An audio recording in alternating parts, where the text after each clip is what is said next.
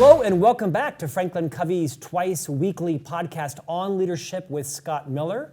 That's me. I'm your host each Tuesday and Friday, 6 years, almost 400 episodes taped and 350 plus aired, where twice weekly we release episodes where we feature entrepreneurs, business titans, best-selling authors, academics, professors, world record holders, celebrities, songwriters, creators of every form and fashion. We often interview people that have expertise on very particular areas, all designed to make you a better leader. Of course, this podcast comes on the heels of the legacy of Franklin Covey, the world's most trusted leadership firm, co-founded at least by one of our heroes, Dr. Stephen Covey, who wrote the book, The 7 Habits of Highly Effective People. This book has sold 50 million copies and gone on to transform literally hundreds of millions of lives through those who are investing in and applying the principles taught by Franklin Covey's 50 plus different leadership solutions. Today, our guest is Danny Warshaw. He is a professor of entrepreneurship at Brown.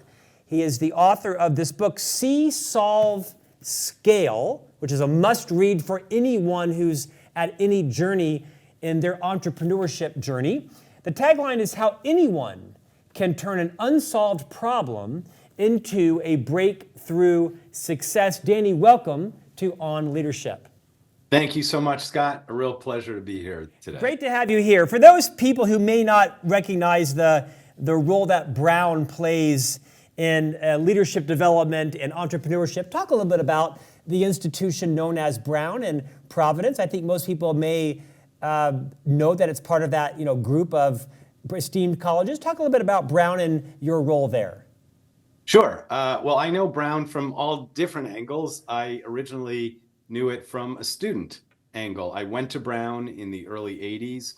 I fell in love with the environment there. It trusts its students to figure out their educational pathway and to create their own educational focus. I was a history concentrator, had a very wonderful liberal arts experience. I'm a big proponent of liberal arts for just about anything, and especially entrepreneurship. And I fell into the opportunity to help be part of the leadership team of a software company. We built that company up and we sold it to Apple. I'm not sure I knew the word entrepreneurship, but I realized that's what I really loved. And so I thank Brown for getting me on that track. And then all these years later, I'm a professor at Brown. I teach entrepreneurship. And I'm the executive director of Brown's Nelson Center for Entrepreneurship. In fact, along the way, you came across a few of my friends and colleagues because you earned your MBA at Harvard and were in class with a couple of Dr. Covey's sons, both of which I've either worked for or worked with. And delighted to have you on this podcast today. Dr. Covey would be delighted 10 years after his passing to think that this podcast is still robust and featuring people like yourself. I want to start first with kind of level setting an irritation of yours, which is this thought of entrepreneurial spirit.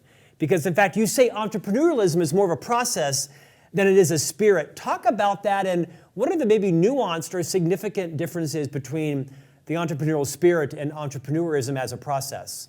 Sure, and it relates to your first question about why at Brown.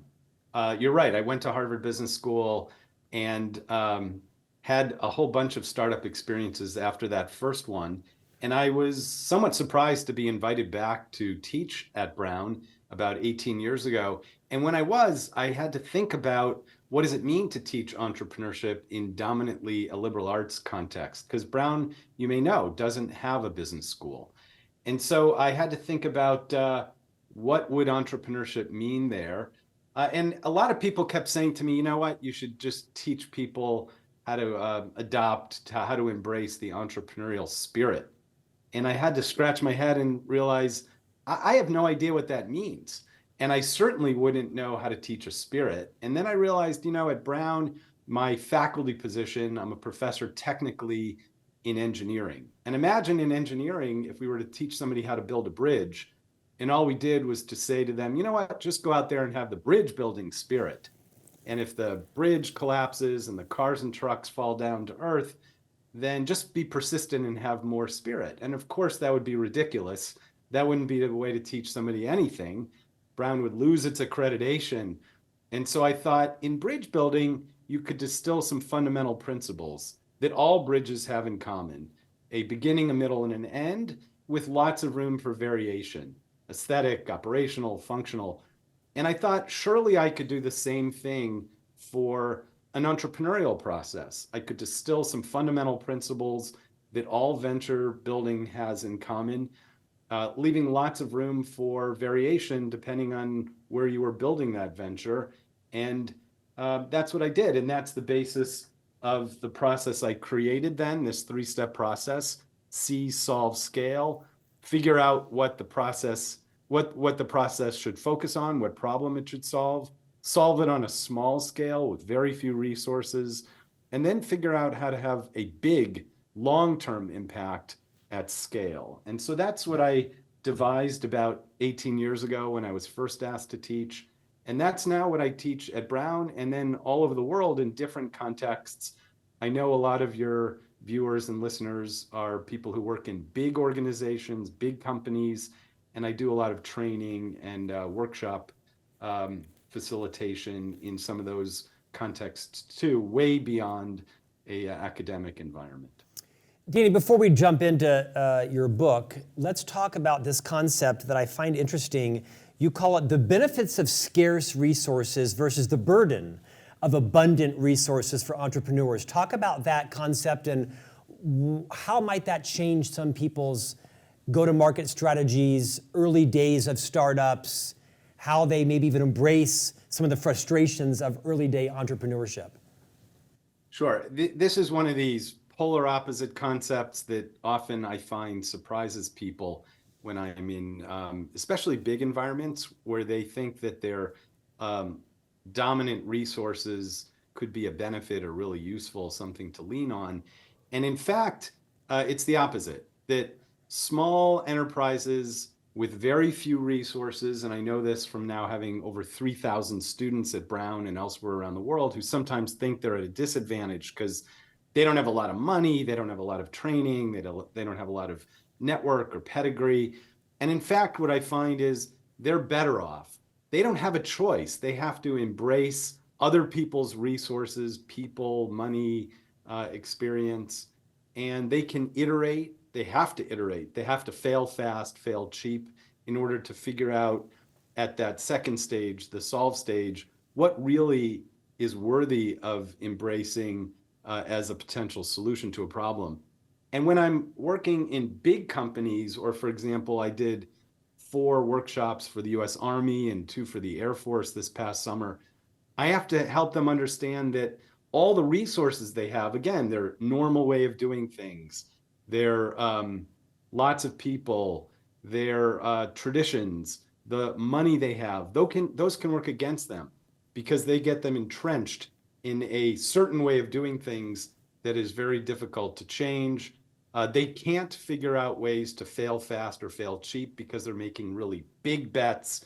And so this is one of these counterintuitive principles that I've discovered along the way through my own entrepreneurship, through my research, through my teaching, that is sometimes difficult for people to understand. And so that's why there's a whole section in the book and a big part of my teaching to help people realize that, yes, there's a benefit to having scarce resources, at least early in the process, and there's a burden to having too many resources.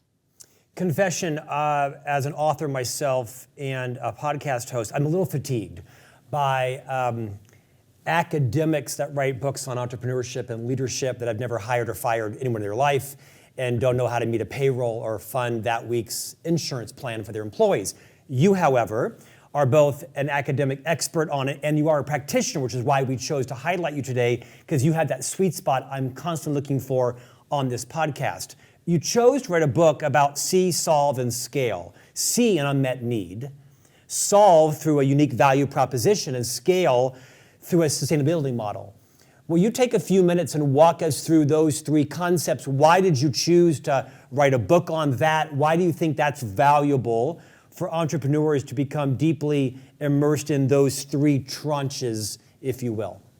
Sure. Well, first of all, thank you for acknowledging that I have both practitioner experience and academic experience. The truth is, I feel like my practitioner experience has been much more dominant in my life. And I know now I have the title professor, but maybe sometimes I feel like a fake academic.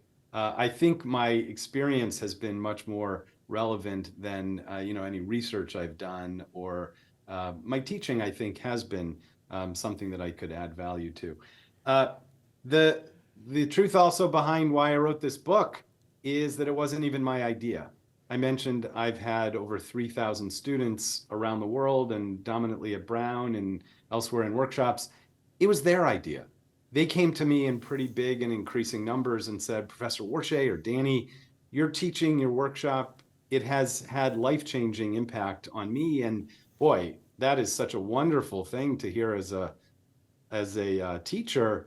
And they said, though, you are not doing the third step of the process that you teach us. You're not scaling. And I said, oh, how interesting. When the students can become the teacher, that's true. What do you think I should do about it? And they said, well, you should write a book. And so that's where the idea came from. And it wouldn't have happened if not for the impetus of and encouragement of so many students who were pleased with what I had taught them, but acknowledged that I hadn't really developed a model for scaling. And that's what the book does. That's what a lot of the workshops I do now, even in bigger numbers around the world. And even that's why I'm so honored and pleased to be with you here today, Scott, because this is also part of the scalability of my teaching. So Danny, take a few minutes and walk us through these three concepts: see, solve, and scale. Sure. When I was asked to figure out how to teach at Brown and I realized it's a problem-solving mechanism, I actually borrowed a little bit of my training from the one corporate experience I've had. After business school, I worked at Procter & Gamble in brand management. And P&G, as it turns out, is really good at some of these key principles. I adapted them to more of the appropriate entrepreneurship focus. And if entrepreneurship is a structured process for solving problems, which is how I define it, the first step better be figure out what problem to solve. And you would think that might be kind of trivial, like that seems obvious, and yet it's not at all. I mentioned I'm in the engineering school. That's where my professorship is. And especially when I work with tech people, although not only, I find them falling into the trap of being what I call a solution in search of a problem. And that's really dangerous. In fact, when I'm asked, what's the biggest mistake that entrepreneurs or aspiring entrepreneurs make? That's it. They fall in love with something they think is something everybody needs, and then they go try to push it on a market that may or may not exist.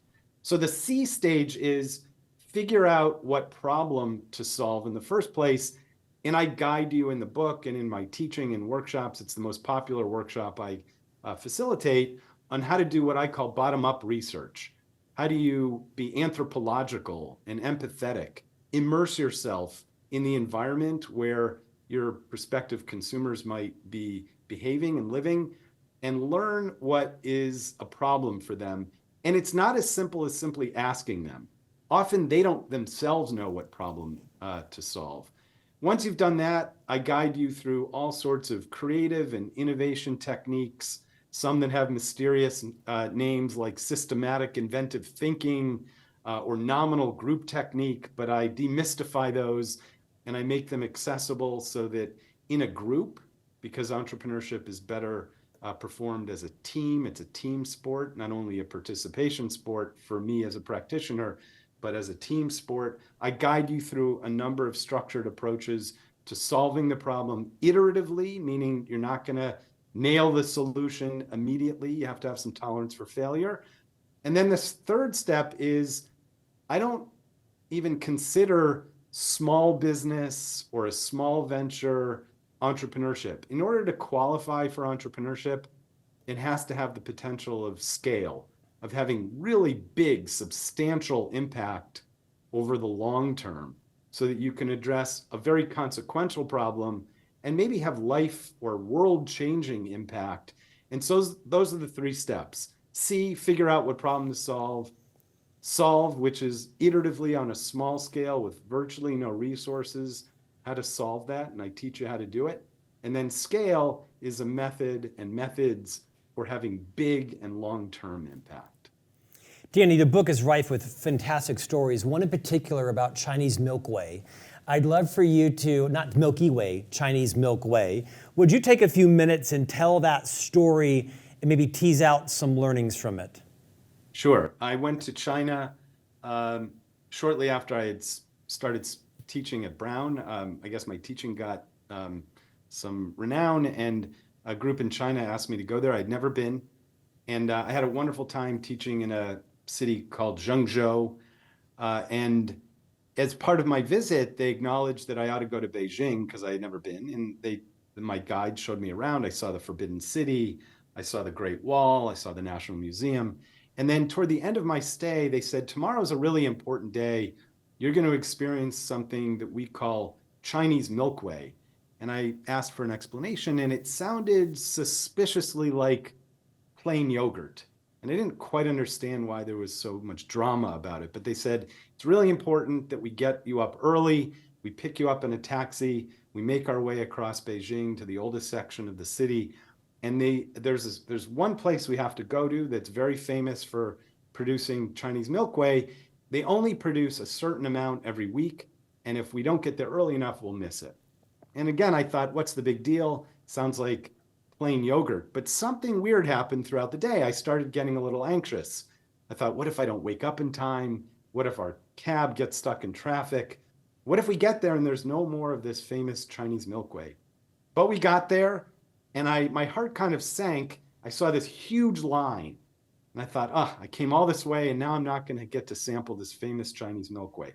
But we actually got to the front of the line, and I saw this container. It had a cute little cow on it. It said, "When you cheese." I didn't know Mandarin, but I was told that that means that's this very famous kind of Chinese Milk Way.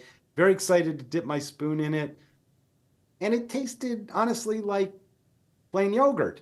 But somehow I felt very accomplished. I'd come all this way, and I had indeed tried this very famous kind of Chinese Milk Way. And I'm cleaning up, and we're getting ready to move on. And I look next door. I see a sign in Mandarin. I asked, what is this place? Because it looks like no one's been here in ages. And the guide looked and said, they sell Chinese Milk Way here. And I said, whoa, hold on. Why did I have to get up early and fight the traffic and wait in a long line to get this Chinese Milk Way? It looks like we could have just come here anytime and gotten this Chinese Milk Way.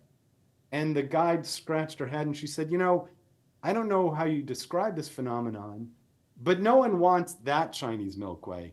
The only one they want is this one with the long line. And I laughed because I had worked, as I mentioned, at Procter & Gamble in the food sector even, and I learned all about the importance of brands.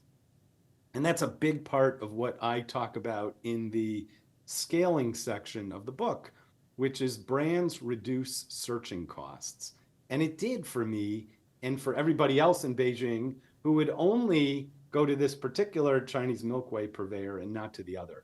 And so that's an example of one of the models that I share, and I share throughout the book lots, as you've read, lots of, I wouldn't call them case studies. That sounds a little bit too strict, but little stories, vignettes that when I've been interacting with readers, there's a whole LinkedIn group of readers now, the C-Solve Scale group, they comment that the things they remember most are these kinds of little stories about the principles, and then they apply the principles to their own ventures. It was intriguing. I was reading your book a week and a half ago.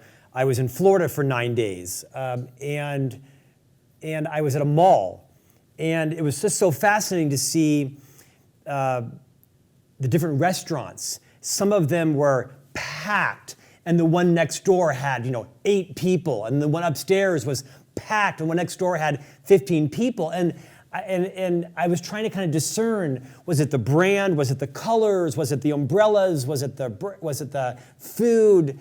And it was just so interesting. These restaurants that were serving similar cuisine next door to each other had just dramatically different customer bases. Some of them were making a couple $100,000 a night.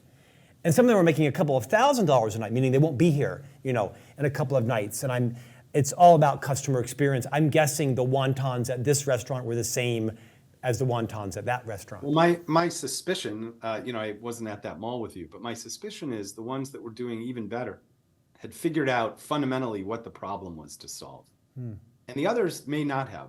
And that problem may or may not have anything to do with the actual quality of the food. Yeah. It could have had something to do with service or delivery or packaging. And so why I always start with the C stage is that usually what it reveals is surprising. And I know you mentioned again that there's a lot of people listening, watching from established organizations. And for them especially, this again is burden of abundant resources. What they have gotten used to as a method for service or product delivery may actually not be the best method. And the way to figure out how to improve is by starting at the C stage. And again, I offer lots of training in the book, as you've seen, for what that looks like, for how you need to do it, for how you can be anthropological, keeping your eyes and your ears open. I share a couple of examples from P&G, from the Tide brand, from the Dawn dishwashing brand, of brands that have been around a long time and used some of these methods to figure out some insights about problems their consumers were facing that they didn't even know, even though they're experts as much as anybody in not only their brand, but in the whole category of laundry and dishwashing. And so again, to me, that's one of the most rewarding parts of this whole enterprise and the whole process, is that it applies to lots and lots of different kinds of organizations. I mentioned military. I do work with the arts, with healthcare, financial services, all different kinds of industries who can apply this same entrepreneurial process, even if they're not starting a pure startup. Danny, as you survey the landscape of thousands of entrepreneurs, you've taught, you've coached, you've counseled, you've facilitated, what are some of the common practical traits that the most successful, air quotes, entrepreneurs have in common? Success as measured either by mission fulfilled, company exited, IPO'd, product well received. Put success aside. What are the 3 or 4 common traits that successful entrepreneurs have, so that people that are listening that have an entrepreneurial or intrapreneurial spirit can say, okay, I've got to work on that, I've got to refine that, search for that? You know, I really appreciate the question, and I hope it doesn't sound, inappropriate to say, but I'm tempted to say there are none. And here's why I would say that. Because I think the bias a lot of people have toward entrepreneurship is that you have to be born with certain kinds of personality traits, or you have to be from a certain part of the world or country. You have to look a certain way. And unfortunately, that's driven a lot of bias in the entrepreneurial environment, where it has caused lots and lots and lots of people who may not adhere to those stereotypes to be neglected, ignored, let's face it, discriminated against. The numbers are terrible in terms of welcoming people of color, welcoming women to be entrepreneurs, welcoming certain personality types. A big part of the book, in one whole section of the book, is to debunk lots of those myths and to guide you to figure out the best way to form a entrepreneurship team. And it's also a reminder of why the subtitle of the book is How Anyone Can Turn an Unsolved Problem into a Breakthrough Success. And I talk in great detail. I cite lots of the research. I have so many footnotes in here that a couple of the publishers in other countries who've now published the book asked me whether we could reduce the number. And I said, no, this is all scientifically and academically based. And so I share lots of the guidance for how to create the most successful startup teams. And the 2 words which I hope people are happy to hear are diversity and inclusion.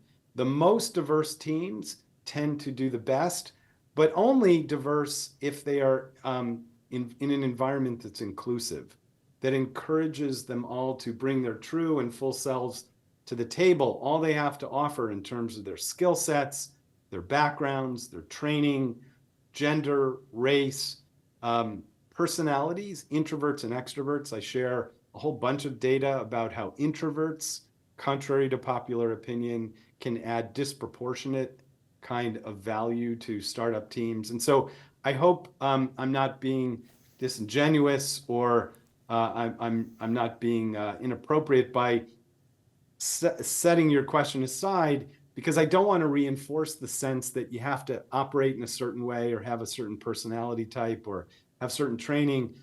That's why this is a process and not a spirit. You don't have to be kissed by the spirit of Steve Jobs to be a successful entrepreneur.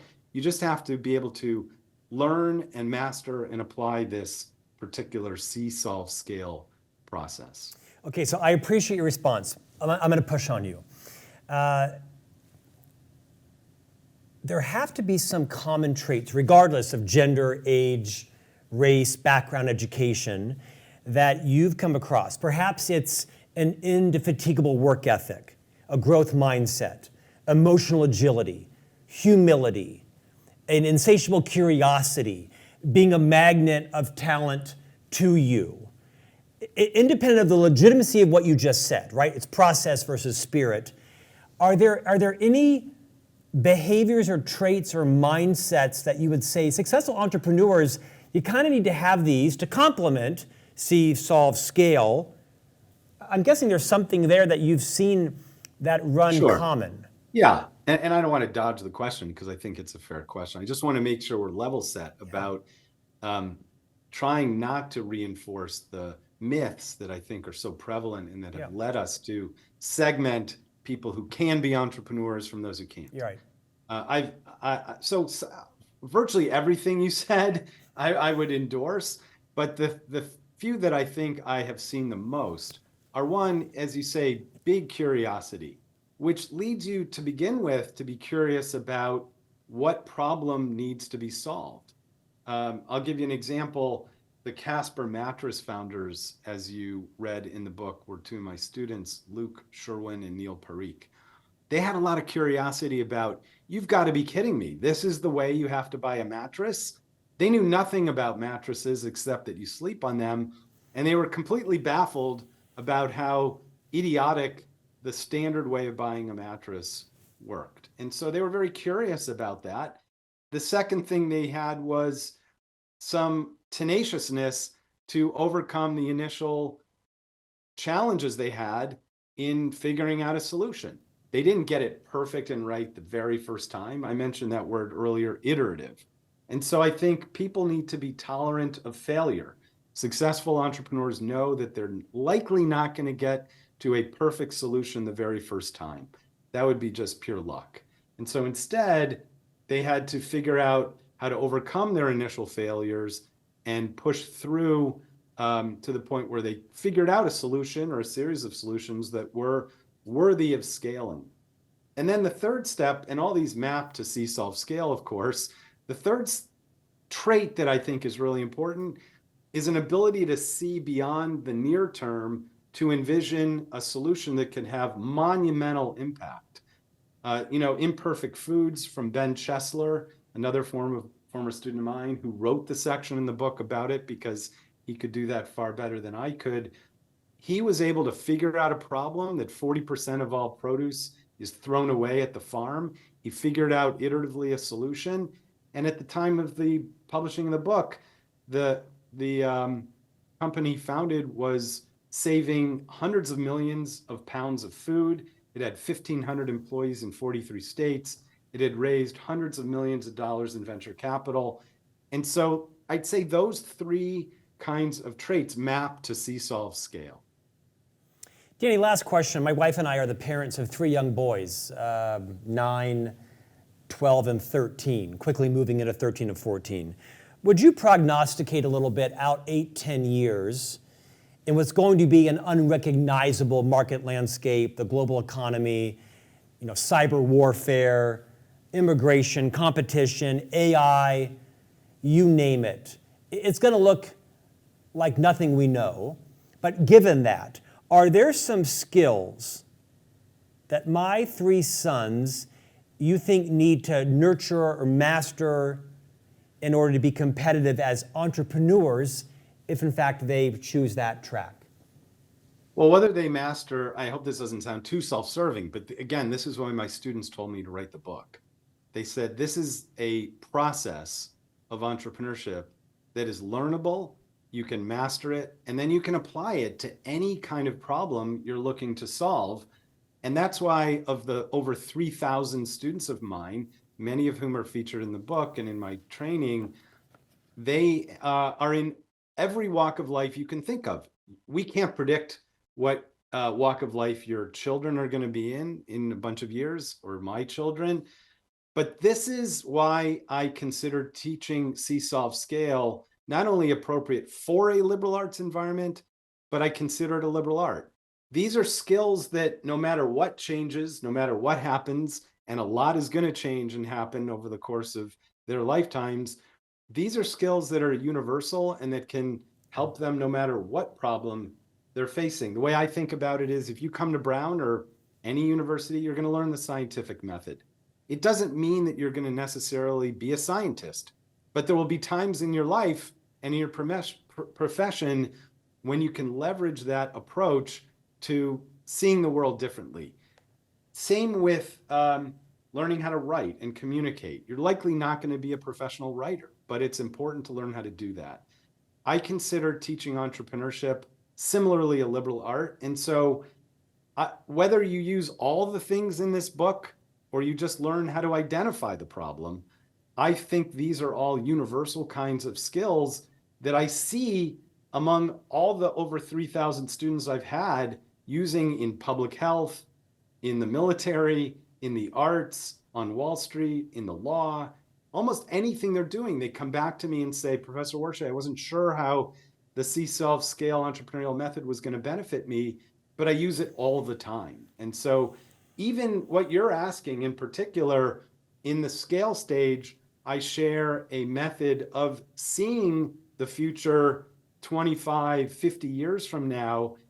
It's called the landscape metaphor exercise that a very close friend shared with me, Bob Johnston, a collaborator, an expert in innovation, and working backwards through time to figure out what a big scale solution could look like. So I hope that is the mission of the book and of my teaching, because I know we have a lot of problems in this world. It's what I start the book out about.